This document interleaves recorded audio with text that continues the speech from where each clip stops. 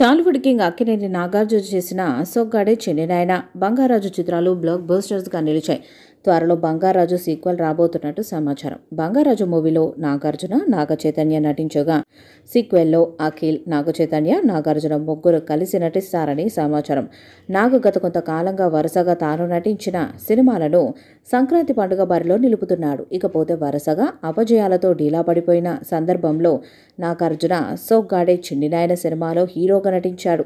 ఈ సినిమాను సంక్రాంతి కానుకగా విడుదల చేశాడు. పెద్దగా ఎలాంటి అంచనాలు లేకుండా విడుదలైన ఈ మూవీ సంక్రాంతి పండుగ సందర్భంగా విడుదలయ్యి బాక్సాఫీస్ దగ్గర మంచి విజయాన్ని అందుకుంది. ఇకపోతే ఈ మూవీ తర్వాత నాగార్జున బంగారాజు అనే మూవీతో మరొకసారి సంక్రాంతి బరిలో నిలిచాడు.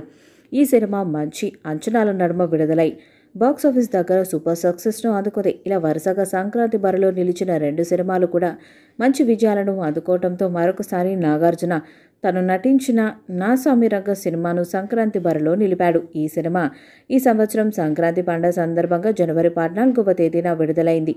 ఈ సినిమా భారీ అంచనాలతో బాక్సాఫీస్ దగ్గర విడుదలై ఆ అంచనాలను అందుకొని బ్రేక్ యూ టార్గెట్ను రీచ్ అయ్యి సూపర్ హిట్గా నిలిచింది.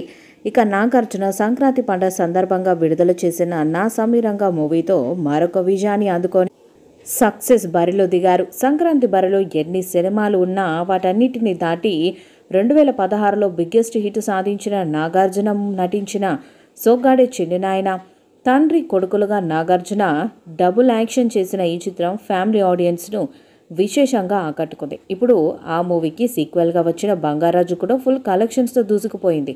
అయితే ఈ మూవీకి సీక్వెల్ కూడా ఉంటుందన్న అనుమానాలపై దర్శకుడు కళ్యాణ్ కృష్ణ ఇటీవల ఓ క్లారిటీ ఇచ్చాడు. సొగ్గాడే చిన్నినాయన సినిమా ఎక్కడ ఆగిపోయిందో బంగారాజు అక్కడే మొదలైంది. బంగారాజులో ఒక నాగార్జున క్యారెక్టర్కు కొడుకుగా, మరొక నాగార్జున క్యారెక్టర్కు మనవడిగా ఆకట్టుకున్నాడు నాగచైతన్య.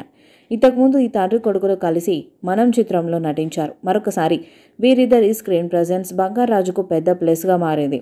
బంగారాజు తర్వాత కూడా సీక్వెల్కు ఛాన్స్ ఉందని ఇటీవల స్పష్టం చేశారు ఈ దర్శకుడు. అయితే ఈ కథను హడావిడిగా సిద్ధం చేస్తే సరికాదని, సరైన సమయం తీసుకొని కథను పూర్తి చేసి సెట్స్ పైకి తీసుకెళ్తారని వివరించారు కళ్యాణ్ కృష్ణ. ఈ వీడియోపై మీ అభిప్రాయాన్ని కామెంట్ బాక్స్లో తెలియజేయండి.